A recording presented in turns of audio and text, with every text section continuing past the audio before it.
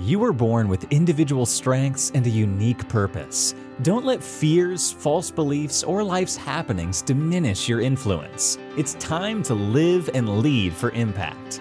Host Kirsten Ross, expert of transformation, will help you defeat the drama and overcome the trauma that can stop you in your tracks. You'll gain focus, find confidence, and take bold action. Unleash passionate, purposeful you. Let's go.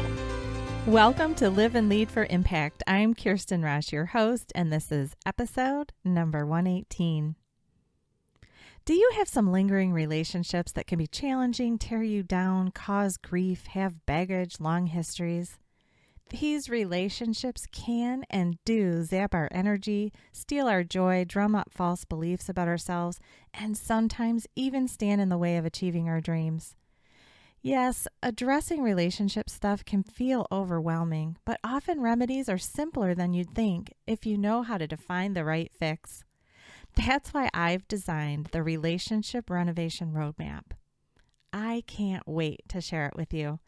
Go to defeatthedrama.com/roadmap to check it out. You know, much of what we need to get good at to make our impact in this world is related to our relationships.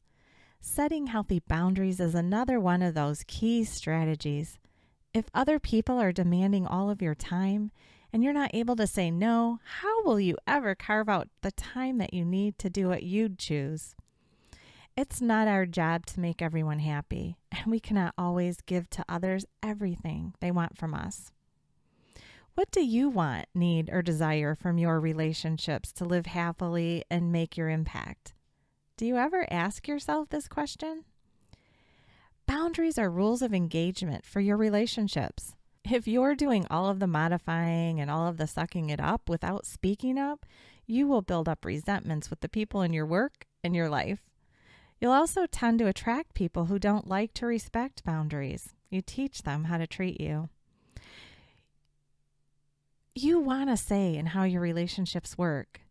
People who are more passive in life, in particular, often forget to put themselves into the equation of the relationship. They become so focused on meeting the other person's needs or fixing their next catastrophe that they forget to consider their own feelings, wants, and needs. Here are 5 keys to designing relationships that support you towards your impact.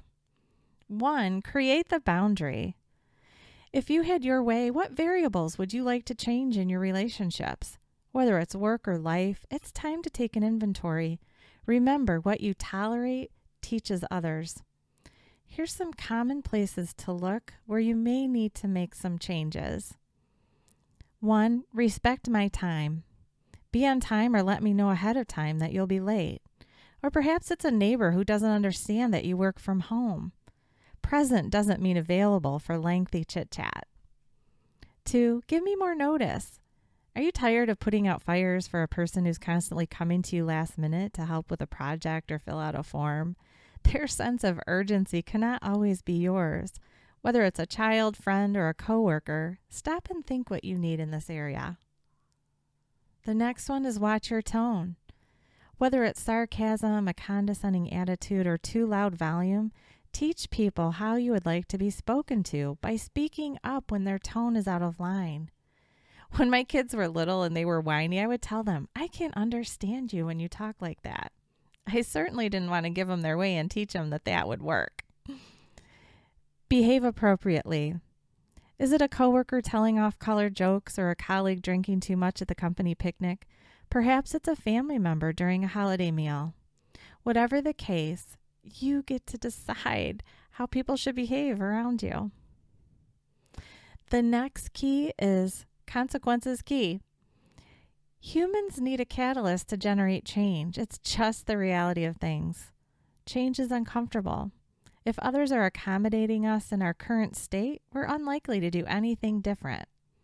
So while in some of your relationships, the fact that you've taken the time to share your feelings will ignite a positive reaction, in many instances, the people in your life will need a bit more motivation to heed your request.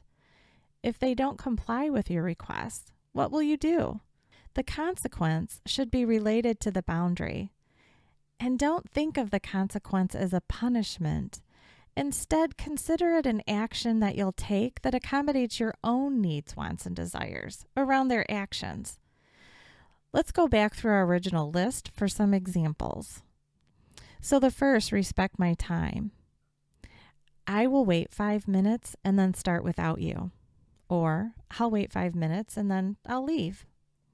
Or to the neighbor, I love our visits. However, I work from X to X. Let's schedule a time after my work hours. When's a good time for you?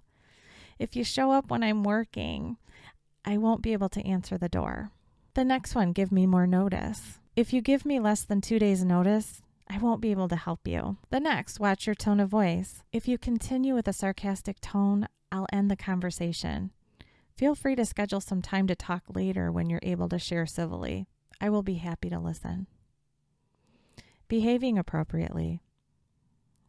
I'll have to ask you to leave if you behave that way. Or, if you behave that way again, I won't be able to invite you next time. Or, you will be terminated. Or, you'll be taken off the project. So the third key is communicate the boundary and consequence. Creating a boundary and consequence doesn't help if you don't communicate it to them. Give people in your life the opportunity to make choices that are supportive of your needs.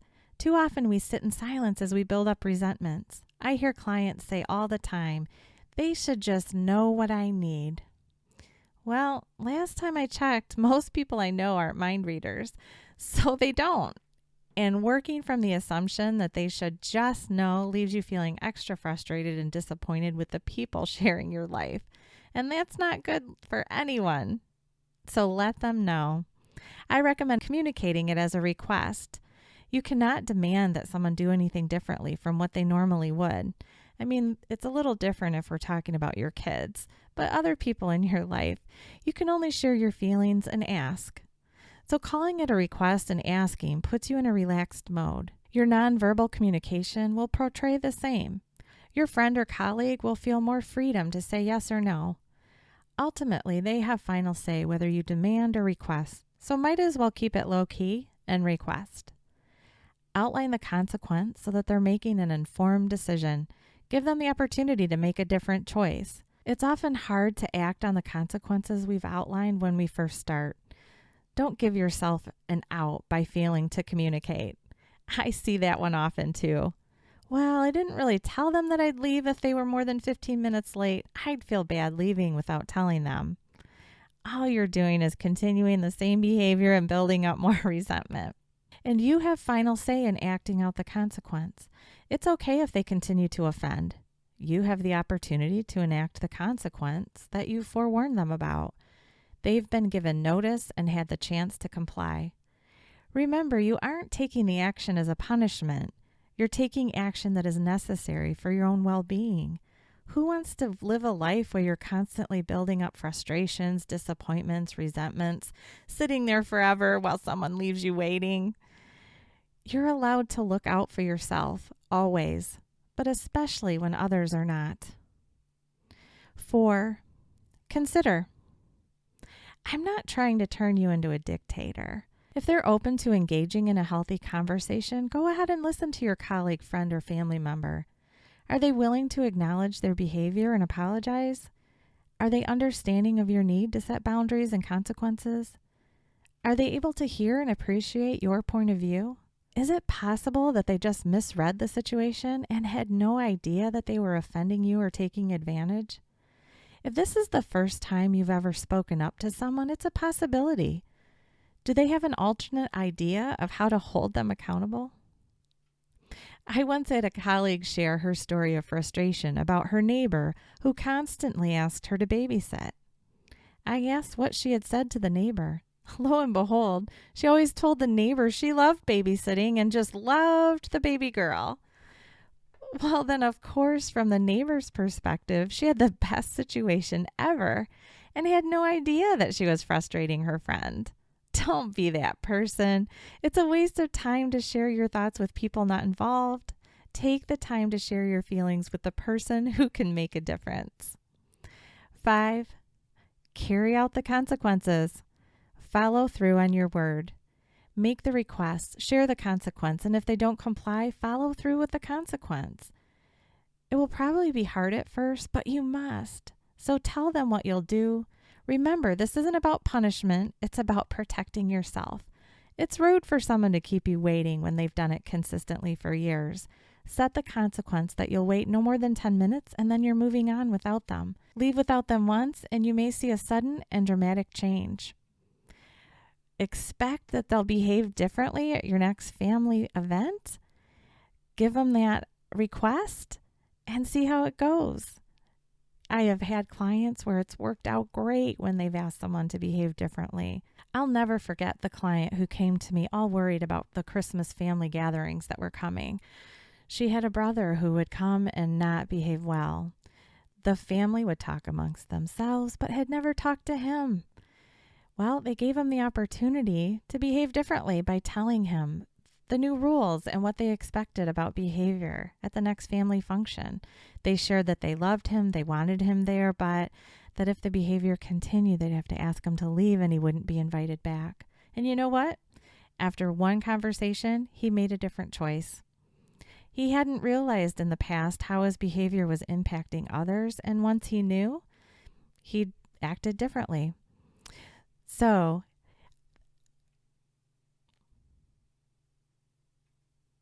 what requests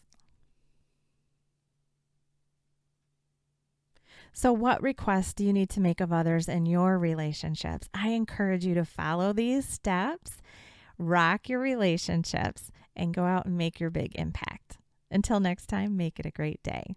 And if you want to check out the show notes, I know I shared quite a bit of information today.